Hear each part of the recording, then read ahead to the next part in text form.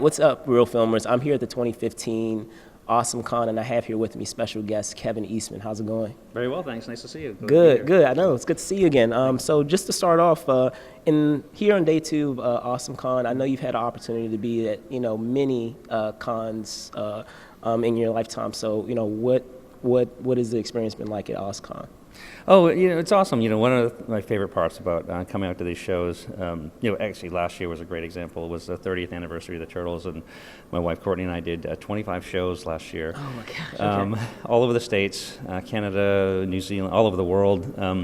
And the coolest part is, like a show like this show, here is the fans are just awesome, and it doesn't matter where you go. They come up to the table, they want to meet me. It's like they have a wonderful memory of the Turtles, either a favorite toy that they grew up with, or a comic book that they read 25,000 times since they were a kid, and it's all Right. I call it well loved. It's all beat up, but no, the greatest part is meeting the fans, because I know people say my fans, and it's true. I mean, I have the most awesome job in the world because of my fans. So I love coming out and getting a chance to meet them and answer their questions, and it gives me such great energy. All right, great. Fantastic. Now, Ninja Turtles, I have to thank you in advance. Ninja Turtles is a huge part of my childhood. It's a huge part of my colleagues' childhood as well. So can you talk a bit of thinking back, those influences of, those infancy years with the Turtles?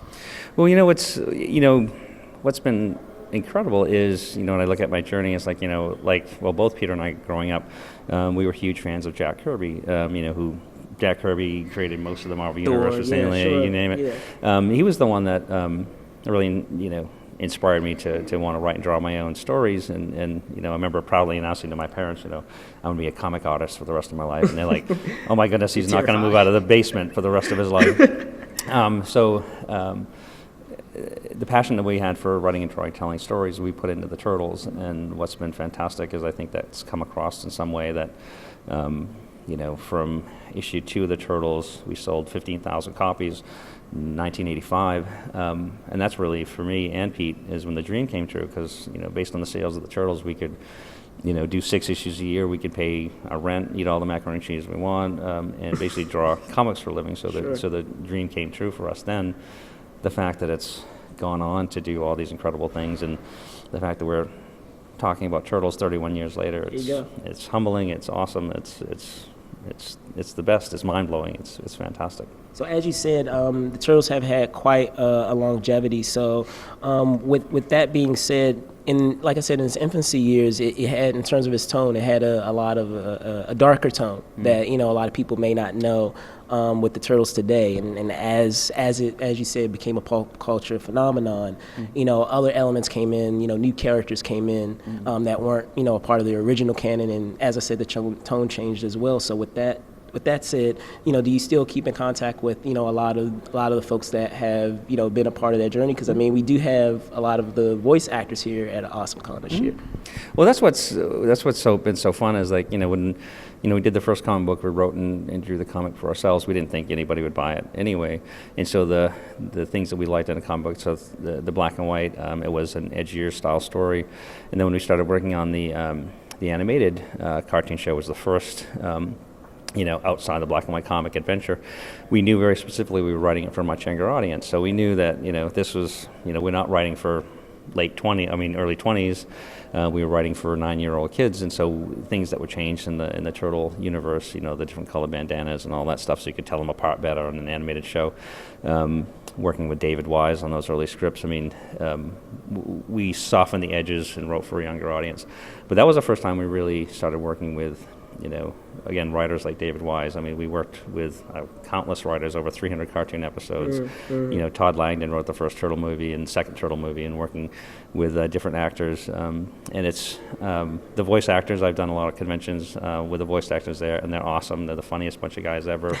Ernie Reyes Jr., who was Donatello in costume in the first movie, Kino in the second movie. Right. We see him all the time. He's a great friend, and so you keep in touch. You build lifelong relationships with these people that help bring your characters to life.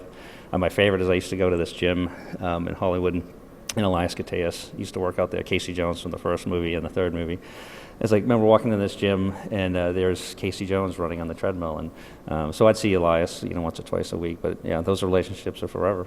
Okay, all right. And lastly, jumping off of that, I think the last time we spoke, I think we were saying it was at the Hero Initiative a couple of years ago, back yes. at San Diego. So at that time, the first Turtles movie hadn't come out at that time, but now that that the dust has settled and that film has had a time to kind of marinate in people's minds, and we now have a sequel coming. I'd love to know, how much input do they come to you with in terms of elements that they bring in now that they, or even with the actors too, because now that we have a new Shredder in the new sequel, and he's actually here this weekend. Has he had opportunity has he reached out to you and kind of got your ideas about it? Well, what was great about working on the first movie, the one that came out last year, Jonathan Eastman, the director, when he took the helm, he called me practically day one, week one, and basically his mission he goes, I want to tell the best turtle story ever. I want to retell the origin story. I want to make the best turtle movie ever. And there were so many parts of this first movie, which was introduction to the turtle's origin, the Shredder, everything. So we worked on it for a couple of years, and I think there's some really awesome parts of last year's movie that came out. And it was a movie that had to, basically here's the origin, here's the characters, and now that we have that foundation, working on the second movie, now we can springboard into the other turtle universe. So it's we finally get to have fun, and I mean, not that the first movie wasn't fun, but get to bring in Bebop Rocksteady, as we've all read about. Casey Jones is in the film. Krang, which Stephen Amell. So I think it's fun. It's like now that it's reestablished out there as a movie, the second movie's just going to be a continuation. I think it's going to be a bit more fun, a lot more action, even. But I'm super excited about it. Now we only have to wait another year for it. 2016. I know. So right. Awesome. All right, great. Well, thank you, Kevin. I appreciate your time. Nice talking with you. All right. We'll see you inside. All right, there you have it, Real Filmers. Till next time. Cheers.